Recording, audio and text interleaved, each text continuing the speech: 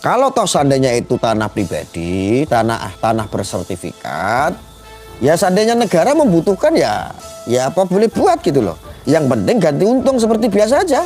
Jalan tol digusur, ganti untung karena untuk apa? Untuk program, contoh untuk kebutuhan secara nasional, untuk kemaslahatan yang lebih luas, ya kan?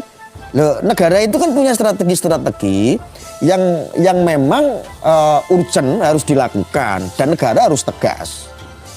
Negara harus tegas. Contoh begini.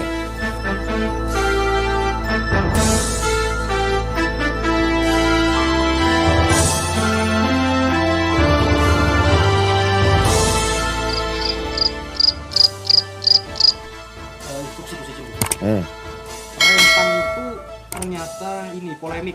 Polemik apa? Saat ini. Rempang apa? Polemik apa? Jadi Rempang itu sebuah pulau di Pulau. Batam, Kepulauan Batam yang masyarakatnya di sana itu digusur paksa karena mau dibangun PSN.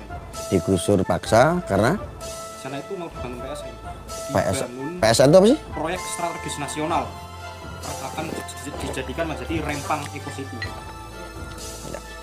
Ya, oke. Di warga di sana ada sekitar 10.000 orang itu di Oke.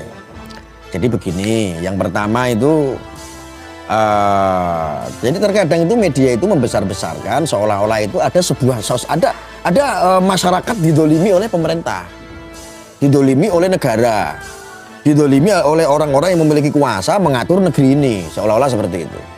Kita lihat dulu, warga sekian ribu orang tersebut itu meninggali di tempat tanah yang betul-betul milik dia, atau tanah yang ditinggali adalah tanah milik negara. Nah, itu dulu yang pertama. Kalau seandainya digusur, toh seandainya tanah negara, tidak ada izin, mereka meninggali akhirnya sampai turun-temurun, kan kasus begitu banyak tuh. Tanah negara dipakai di Jakarta itu dulu banyak kali-kali itu dipakai rumah sehingga menjadi pemukiman, digusur tuh. Sama Ahok contohnya dulu tuh, sering tuh.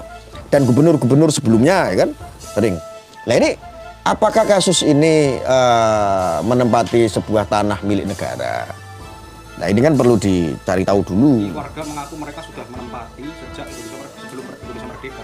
Nah makanya, itu tanah siapa? Dia mengeklaim seperti itu kan boleh-boleh saja, tetapi mereka ini masyarakat yang merasa digusur ini bisa membuktikan tidak kepemilikan tanah tersebut. Nah itu kan perlu tuh. Nah, toh oke, seandainya itu bukan tanah milik mereka yang digusur, tapi pemerintah ini memiliki solusi apa tidak? Nah kehadiran dipindahkan. Nah ketika sudah ada solusi, saya rasa sudah clear. Saya rasa semuanya ini negara bukan negara zaman jahiliyah atau negara zaman Fir'aun ya. Ini Indonesia itu menjunjung tinggi rasa humanity. Tahu nggak? Rasa kemanusiaan itu sangat luar biasa Indonesia. Saya nggak yakin ketika ada warga ribuan dusir kayak zaman dulu, zaman Orba. Nggak mungkin. Kalau zaman Orba masih mungkin, sekarang nggak mungkin. Makanya ketika pemerintah memiliki alasan tertentu untuk menggusur, contoh karena itu adalah tanah milik negara, itu ya punya hak dan kewajiban juga. Nah, lalu negara harus memfasilitasi, negara harus memberikan solusi. Harus memberikan solusi. Kabarnya gimana? Bener nggak itu? Ada solusinya? Mereka itu sudah disiapkan tanah. Mereka sudah disiapkan? Pak Mahfud MD mengatakan itu bukan penggusuran, tetapi pengosongan lahan. Oh, kata Pak Mahfud MD itu bukan penggusuran tetapi pengosongan lahan. Alasannya apa? Namun tanah itu belum digarap investor dan tak pernah dikunjungi. Tanah mana? Ya Rempang itu. Jadi mau dibikin. Oh, dulu itu tanah itu milik investor. Bukan. Rempang itu gimana sih? Rempang itu ya kemungkinan milik warga. Cuman kan mungkin kasusnya seperti tol lah. Dipindahkan untuk dibangun, mereka sudah disiapkan yang baru, tapi warga menolak karena merasa ya mungkin sudah nyaman. Kalau toh seandainya itu tanah pribadi, tanah bersertifikat, ya seandainya negara membutuhkan ya apa boleh buat gitu loh. Yang penting ganti untung seperti biasa aja. Jalan tol digusur, ganti untung karena untuk apa? Untuk program, contoh untuk kebutuhan secara nasional, untuk kemaslahatan yang lebih luas, ya kan? Loh, negara itu kan punya strategi yang memang urgent harus dilakukan dan negara harus tegas. Negara harus tegas. Contoh begini, ketika ada sebuah tanah yang isinya itu penuh dengan pemukiman, contoh ya, dengerin, ya, contoh tanah ini semua ini yang tadinya kosong ini menjadi pemukiman semua. Padahal tempat tersebut itu strategis untuk ketahanan pangan. Kira-kira lebih baik memindahkan warga pemukiman tersebut ke tempat yang lain dan tanah tersebut setelah dikosongkan akan ditanami untuk ketahanan pangan, terpaksa seperti itu, atau biarkan tetapi pangan kita kurang.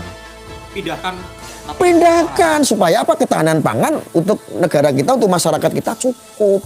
Nah, kadang-kadang masyarakat itu nggak ada kesadaran juga, ego ya, alasannya macam-macam, kita memaklumi sih. Kadang-kadang nenek gue meninggal di situ, ibu gue meninggal di situ, kalau gue digusur harus pindah, gue nggak enak. Nah, itu adalah ego dan mempertahankan ini apa pemikiran leluhur, pemikiran ya, itu hal yang lumrah yang wajar. Tetapi ya negara harus bisa lah, negara harus baik-baik lah. Terus kan? Rempang polemik yang ada di Batam sudah diselesaikan sama Pak Jokowi. Menteri-menterinya Pak Jokowi yang suruh ke Batam untuk menyelesaikan dan sudah dikasih solusi yang baik sama pemerintah. Oke, kalau udah dikasih solusi, hadirnya negara kita itu adalah ya untuk masyarakat tentu gitu loh. Sama halnya dulu, dalam skup kecil saya dulu ketika aktif di aktivis ya, saya masih menjadi aktivis di jalanan. Saya itu dulu waktu tinggal di Cirebon, lihat ada pedagang kaki lima di Cirebon itu banyak. Itu kenang-kenangan saya di Masjid At-Taqwa itu ada sebuah shelter. Dulu itu pedagang kaki lima atau disebutnya PKL itu digusur-gusurin. Nggak boleh jualan, ditendang-tendangin sama Satpol PP. Pasca kehadiran saya di sana, alhamdulillah memperjuangkan untuk pedagang kaki lima. Itu saya lewat FPKL namanya.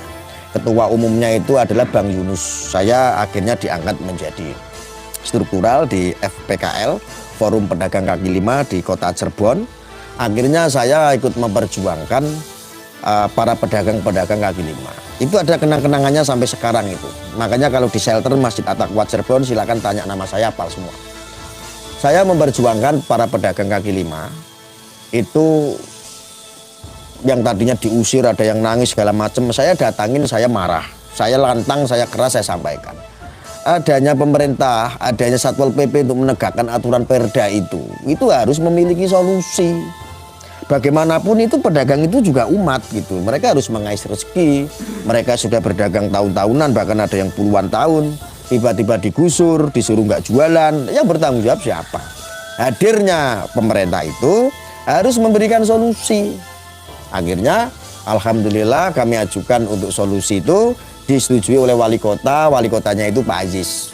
Akhirnya menganggarkan 1, sekian miliar untuk membangun sebuah shelter.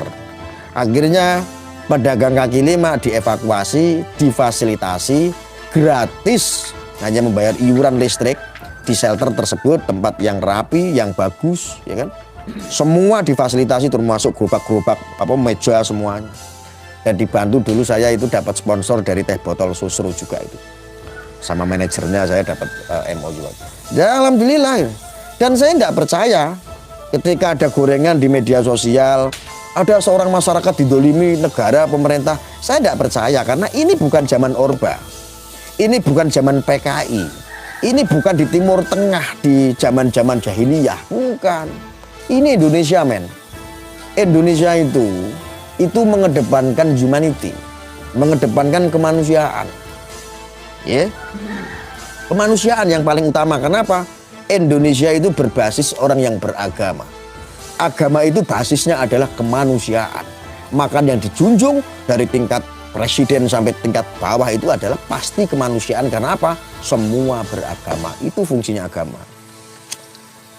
Jadi kita itu nggak boleh terbawa-bawa dengan berita-berita yang kadang-kadang itu media sosial membesar-besarkan, ada masyarakat merasa terdolimi segala macam. Saya rasa enggak ada yang didolimi, itu enggak ada.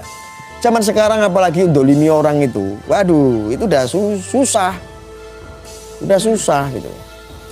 Pemerintah kayak kurang kerjaan, pemerintah kok dolimi rakyatnya sendiri, negara kok mau dolimi rakyatnya sendiri, bangsanya sendiri, itu kan kurang kerjaan. Nggak ada, saya yakin nggak ada, ya.